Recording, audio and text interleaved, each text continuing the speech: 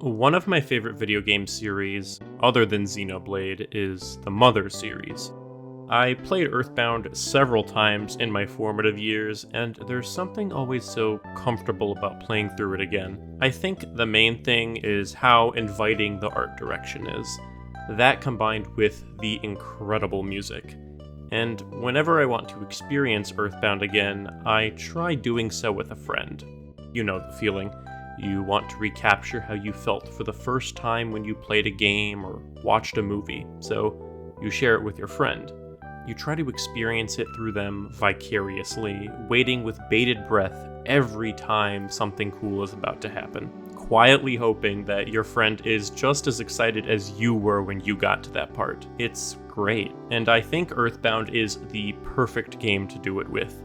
It's quirky and hilarious, but one of the parts I always look forward to is the section that introduces Jeff.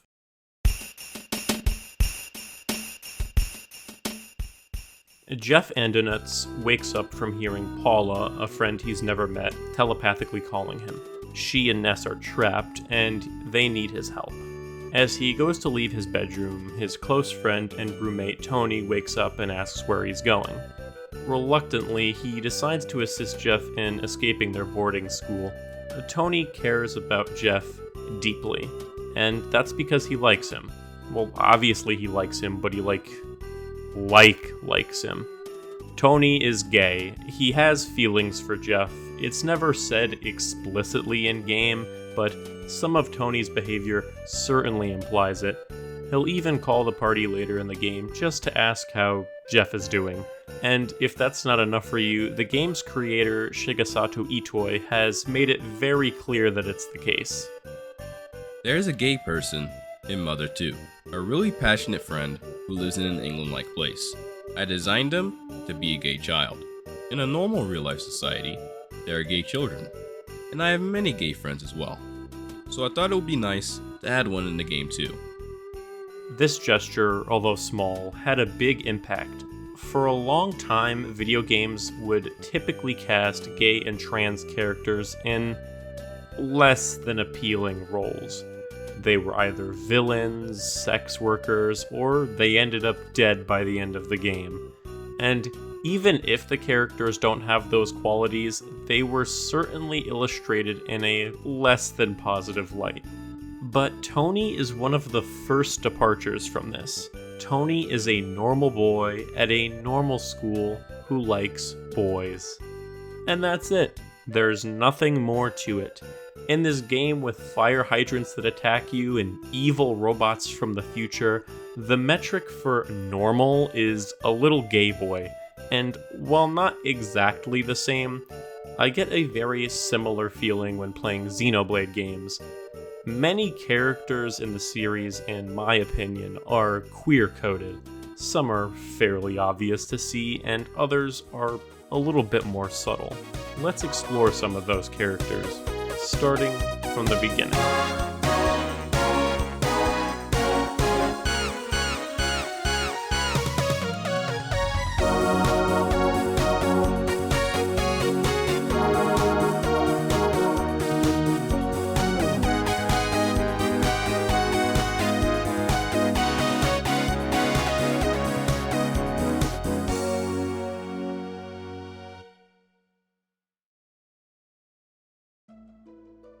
Since I'll be starting out with Xenogears and Xenosaga, and I know a lot of people have been playing those recently, I'll just say skip to this timestamp on the screen if you'd like to avoid spoilers, and go straight to the Blade games.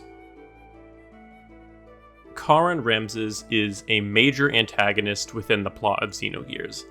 At multiple points throughout the story, the party encounters him and must contend with his power.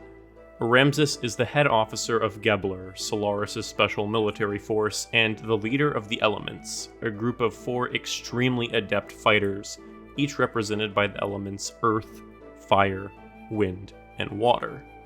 Interestingly enough, though, several years before the events of Xenogears, Ramsus used to be an element himself. Led by Jesse Black, Ramsus was also on the team with Sigurd and Saitan. It's here where we can see a potential relationship. Sigurd was born to a woman named Shalimar, who was having an affair with the king of Ave, Edbart IV. Before Sigurd was born, she actually ended the relationship with his father, which would result in the king being completely unaware of his existence for years. Sigurd's mother was sick most of the time, and after a long fight with her illness, she passed away when he was just a young boy. At age 13, Sigurd was kidnapped and brought up to Solaris to be experimented on in their laboratories. He was essentially tortured by them for 2 years, being injected with drugs to the point where he had acquired a debilitating addiction. Eventually, though, Ramsus saved him. Ramsus had actually managed to remove Sigurd from the lab and was able to have him attend Jugend Military Academy alongside himself. This is huge for the both of them. I think it would be fair to say that they are each other's first real friend. Both of their childhoods were fraught with trauma and seclusion. Ramsus was essentially possessed by a discarded Solarian experiment and went on to burn down his house with his family inside. I actually went over this event in a video a few months ago if you're interested. Ramsus constantly feels inadequate since he was literally thrown in the trash and made irrelevant by the existence of his replacement, Faye. So the two of them end up forming a sort of trauma bond with each other. Eventually, they make friends with both Seitan and Jesse, and all is well for a short period of time. But when Sigurd decides to leave and does what Ramsus interprets as abandoning him, it does not go over well. Ramsus sinks even further into depression when Seitan and Jesse leave as well. He eventually begins a relationship with M.I.D I, who, along with Krelian, continuously reinforce his feelings of uselessness by abusing him and treating him like trash. In the Xenogears manga's collection of short stories, which I will admit may or may not be canon, we can see this exact same dynamic playing out. Sigurd essentially tries contacting Ramsus at some point, intending to give him a present, and M.I.D I makes sure that his message is never relayed to Ramsus. This particular pairing was one that I was unaware of until working on this video, so I'm glad that this was able to enhance my opinions on these characters.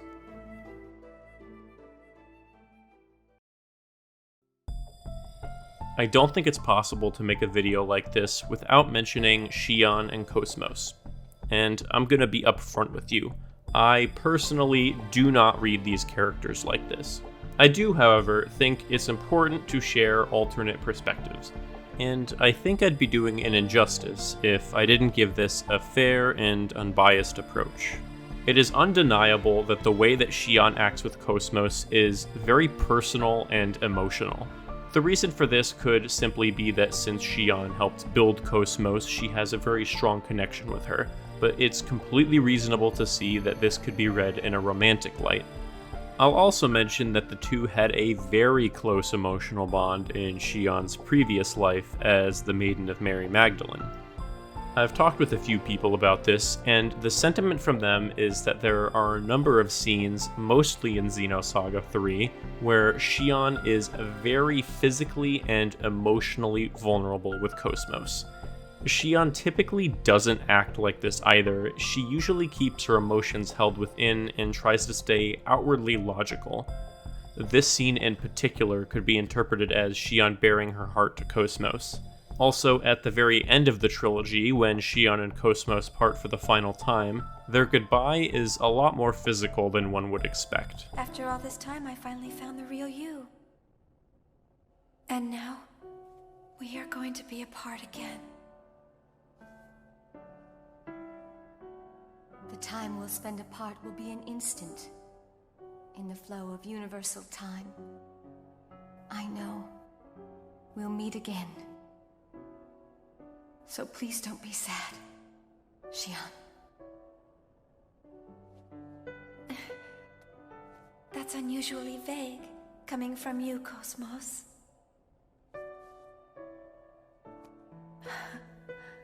I think it is the most natural thing for me to say. That too is because of you, Shion. Thank you. No. thank you for everything. You've given me so much. KOS-MOS, I'll see you soon. Yes, see you soon.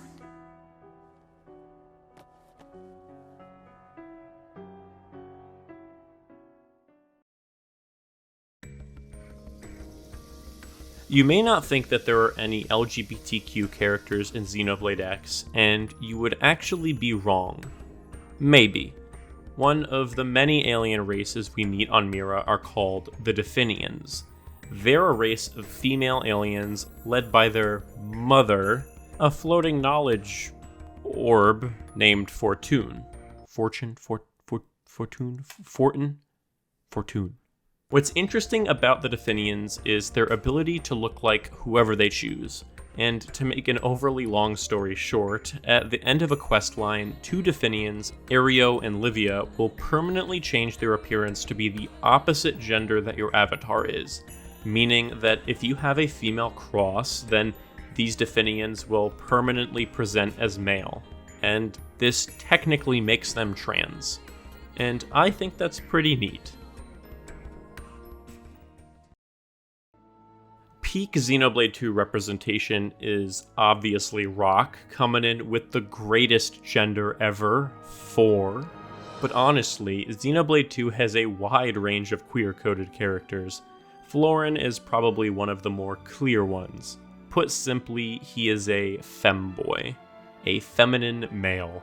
This isn't something that the player would likely be aware of, since they would have needed to realize that Floren was unable to fulfill the female requirement in Merc missions. The party definitely does not know though. It's only at the end of his quest, Nature Boy, that it's explicitly stated, much to everyone's surprise. I've seen people point out that he is a bit problematic. He has this character trait where he loves deceiving people and seemingly has very little interest in correcting people on his gender.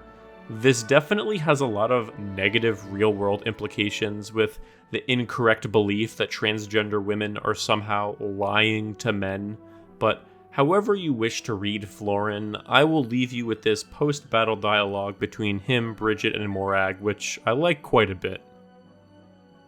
Morag, you're staring. Mind if I ask why? My apologies. I was simply fascinated by your appearance.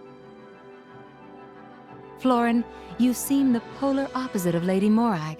How curious. Morag's strong and cool.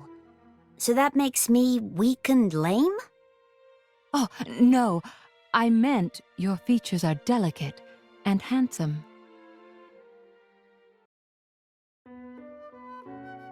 Speaking of Brighid and Morag, I think it's time to talk about their very apparent relationship.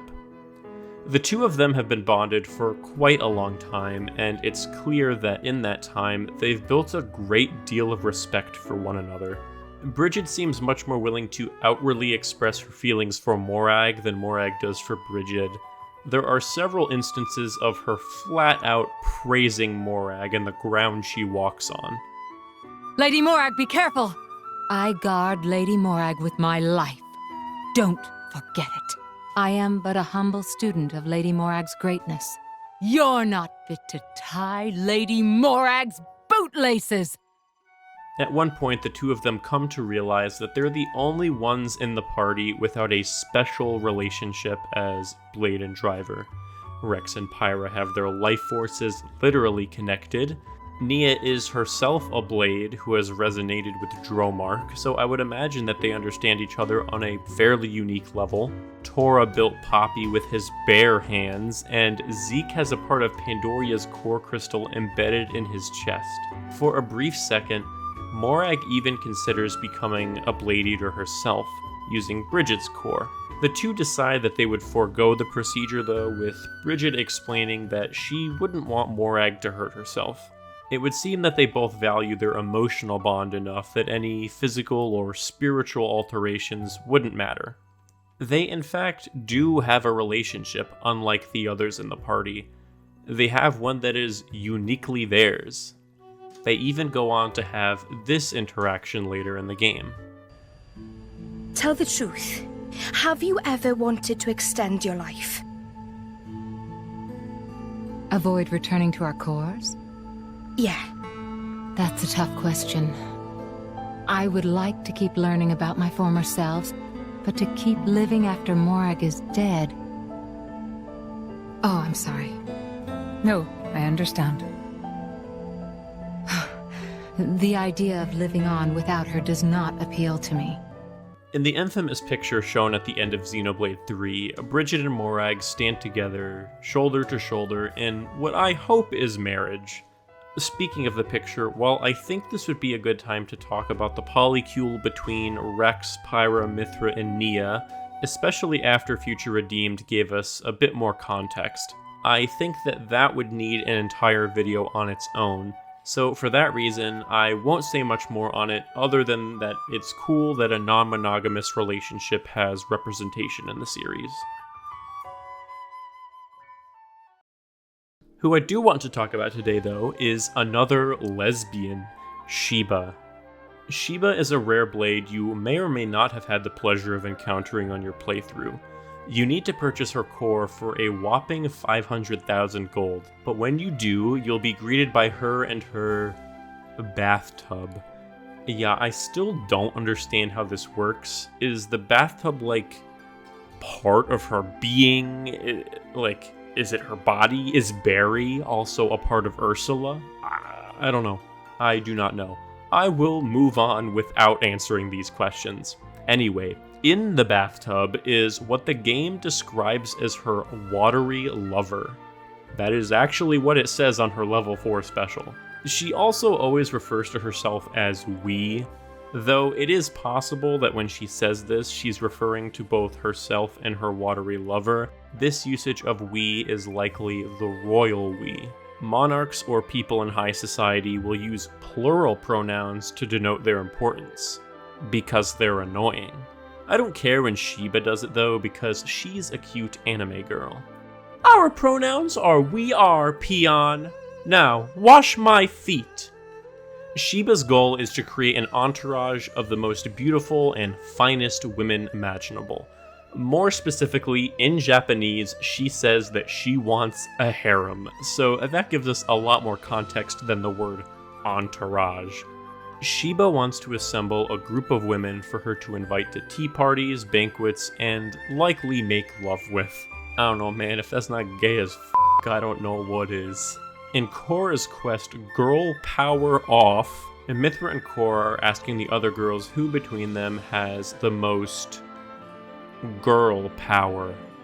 Anyway, when talking to Sheba, Mithra points out that she's only interested in girls, and I think what's striking and unique about Sheba is just how matter-of-fact she is about her sexuality. I feel like it's not too often that a character is this openly gay in a game, let alone in media in general. While at some points it does seem to be played for laughs, I think we're supposed to more laugh at how earnestly she loves women, rather than just laughing at her for loving them.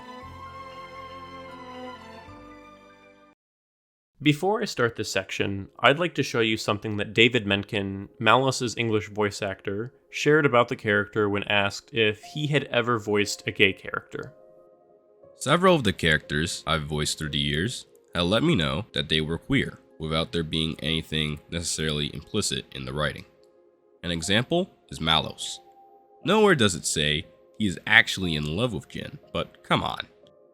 David himself is a gay man, and while obviously he didn't write the character, he helped bring Malos to life, and I think it's worth looking at things from his point of view.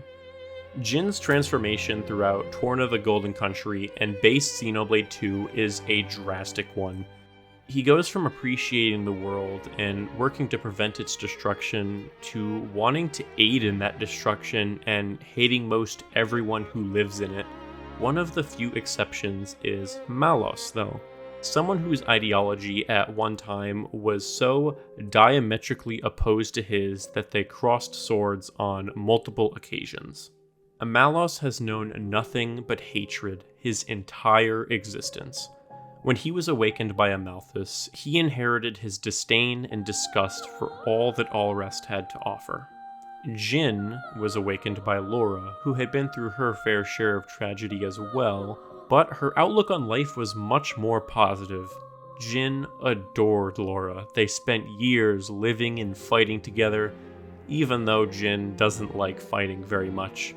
They were best friends, something akin to brother and sister. Unfortunately, all of that ended when Laura was killed. Jin ate her heart to become a flesh eater and keep his memories of her. He simply could not let her go. Though her heart and his body were one, he felt an unimaginable emptiness. Now he was a freak, an abomination. He desecrated her body. And for what? Countless years of wandering through a world that took nearly everything from him. That all changed when he and Malos crossed paths once again. Jin finally had someone to live for after all of this time. So together, they enacted their plan. Their plan to make the world as barren and desolate as their hearts. Deep, deep down, it's not even what Jin wants either. It was just a means to an end. Like Rex says, he just wanted to connect with Malos. Malos and Jin's connection grew to become their most important. As awful as their goal was, it's almost kind of romantic about how Malos goes to dedicating himself to it.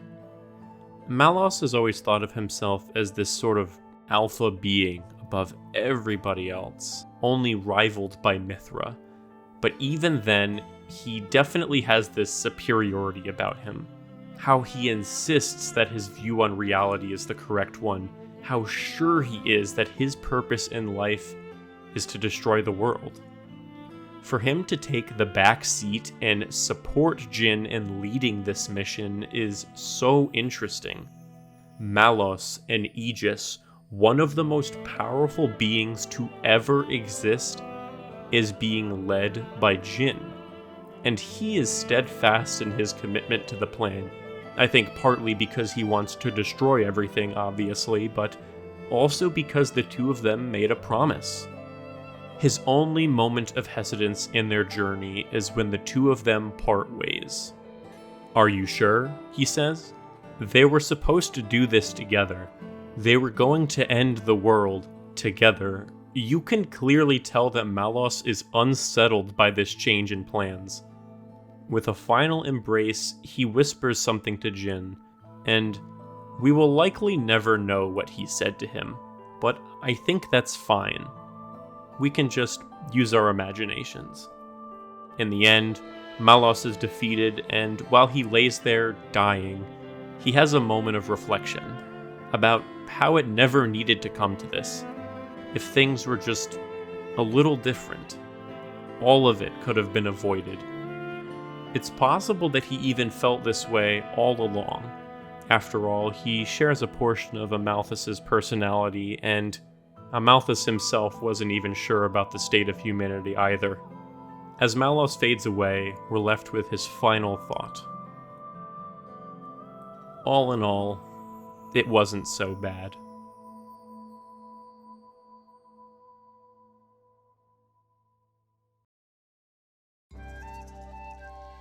Juniper provides a unique look into Aionios' diversity as a whole. Obviously, since Aionios is a combination of Xenoblade 1 and 2's worlds, this is the most varied collection of characters that we've seen yet. Gormati exist alongside Hyentia, and so forth. And I find it extremely charming how most characters never point out the differences between their races. You'll occasionally see someone like Sena admiring the patterns on Lance's Machina body, and vice versa, but a vast majority of the time, the people living in Aionios just accept things as they come. When you're living in a world designed literally to end your life, it makes sense that not much time is spent on the semantics of this kind of thing. Juniper is another such example. Characters refer to Juniper with they-them pronouns. Nobody comments on it, nobody laughs, it's just the way it is. And I find it ironic that in a world as horrendous as Aionios, with far less freedom and safety than ours, that they still manage to treat non-gender conforming folks better than we do in the real world. Of course, there's the divide between Kevesi and Agnians, but throughout the game that wall is slowly being broken down. In the quest Reasons to Evolve, Xion and Kite visit Colony Tau looking for help with growing their crops, since their yields have been less than desirable. When meeting Juniper, Kite begins falling head over heels for them.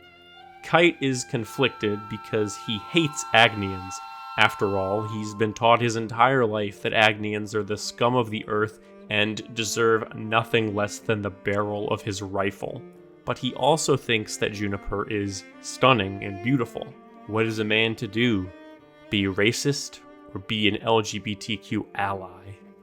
In the end, while Kite doesn't get to be with Juniper, that honor likely goes to Xion, he does choose to stop being racist, so that is pretty cool of him.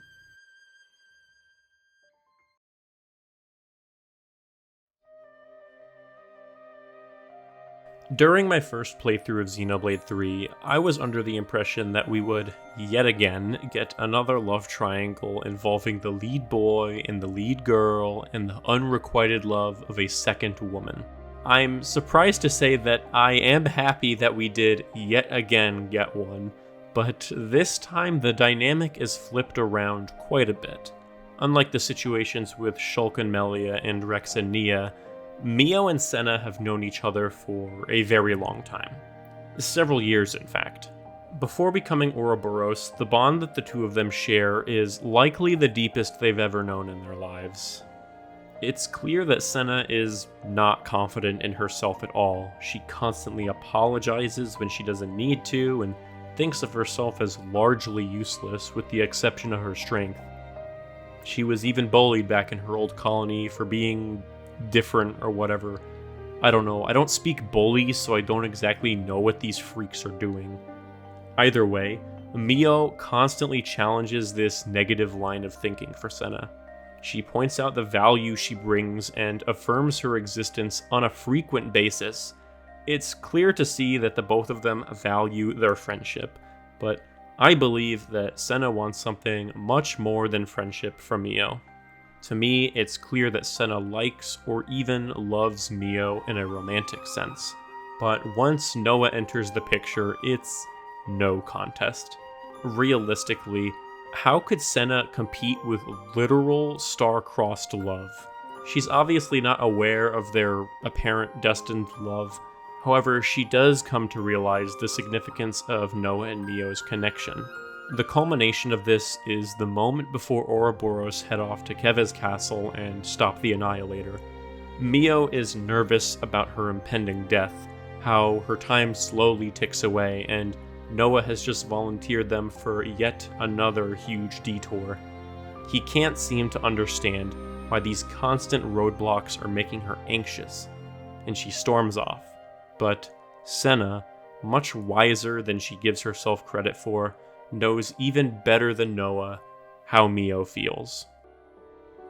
Noah, do you think you're perfect?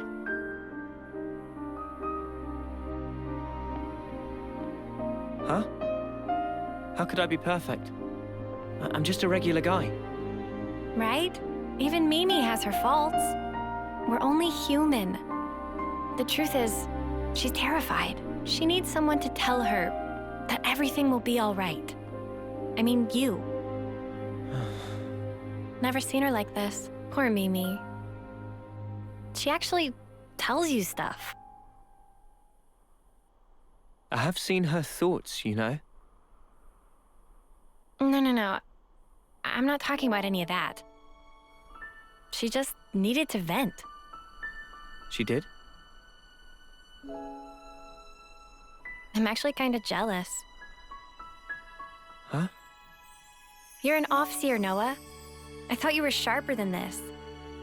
What's that supposed to... You better give her a good apology later, you hear? Got it? Promise me that. Sure.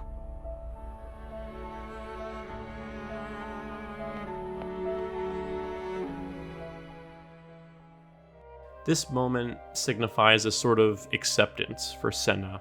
a passing of the torch. She could have just as easily said nothing and hung Noah out to dry.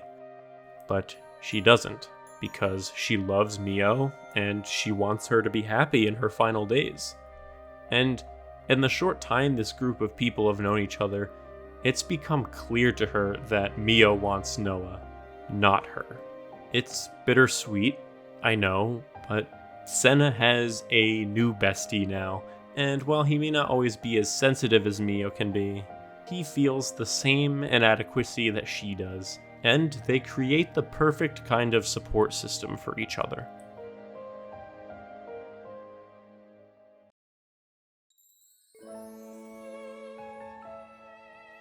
Ashera and Eunie are like the physical representation of opposites attract.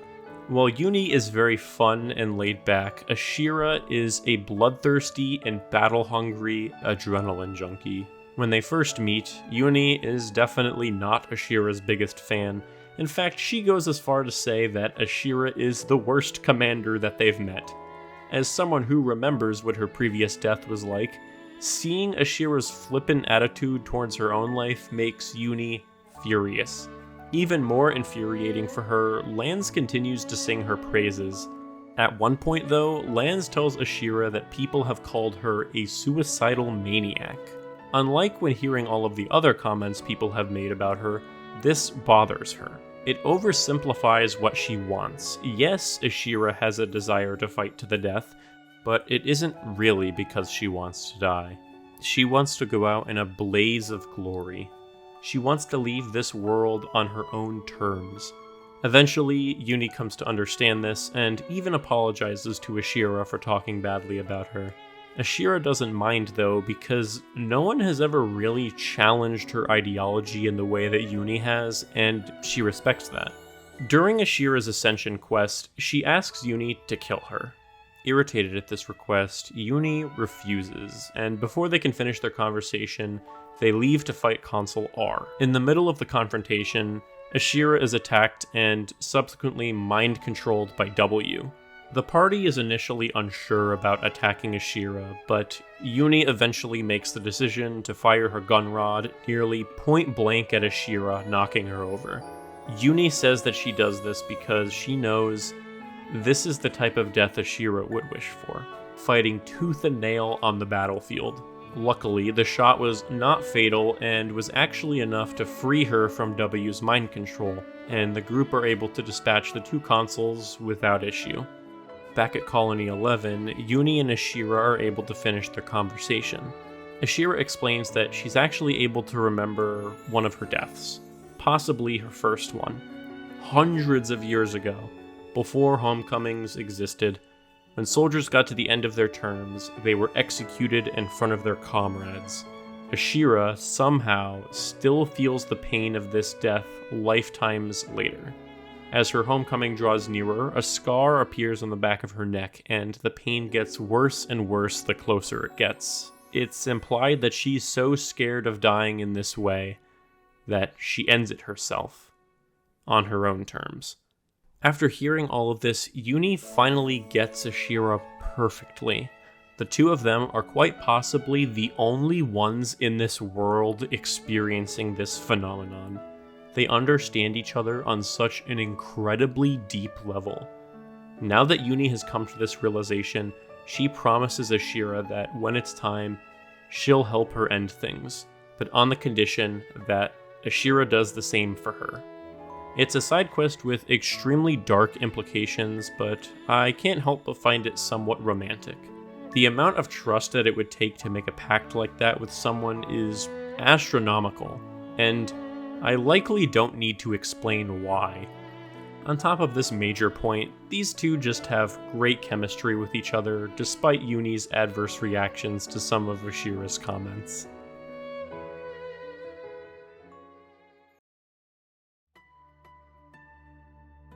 Future Redeemed recently introduced us to one of my new favorite characters, A. A is one part of Untos, being described as Untos's conscience. The other part is Alpha, the machine. Put simply, A is what we would describe as Alvis, and alpha is what is left over. Though A is feminine presenting, A is never referred to with any pronouns in game, only the name A. This heavily implies that A is gender fluid or even agender. This is supported by Rex's comments on the situation in Future Redeemed. So why do you look like that? Logos was the male persona, and Numa the female one. Ontos was meant to stand somewhere between, forming the Trinity processor. It all adds up to me. I see. I've seen a lot of people meme about how funny it is that of all the characters, it's Rex who just casually walks up and explains how trans and non-binary people work, but I don't find it too strange. As someone who clearly has a non-conventional relationship, he's definitely a bit more woke than we give him credit for. Either way, I think it's awesome how Alvis, a male character with a number of feminine traits already, sort of got repurposed into A. One of my worries going into Future Redeemed was that Alvis's character would change to be something wholly different. Alvis is in fact my favorite character in the whole series, so you can understand my hesitation. But I was pleasantly surprised when they struck a near perfect balance by separating both personalities and allowing them to stand on their own.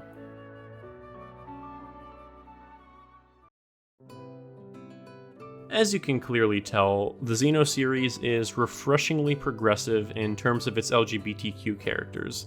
I don't claim to be an expert on gender and sexuality, I'm just a guy who plays video games. I noticed some things about characters I like, and I decided to make a video about them. Something that's wonderful about media is how everyone's interpretation of a character or event can be a little different. My way of seeing a character can be vastly different than your way. Let me know down in the comments what you think. Is there anyone that should have been on this list? I also want to remind everyone that my newest shirt, Amazing, which is celebrating Pride Month, is available in my store. The link should be on the screen now. Thanks to my channel members, and super special thanks to my Legendary Blade members to play Polygloom and Aetha. I really appreciate it. And with that, I'll see you in the next one. Bye!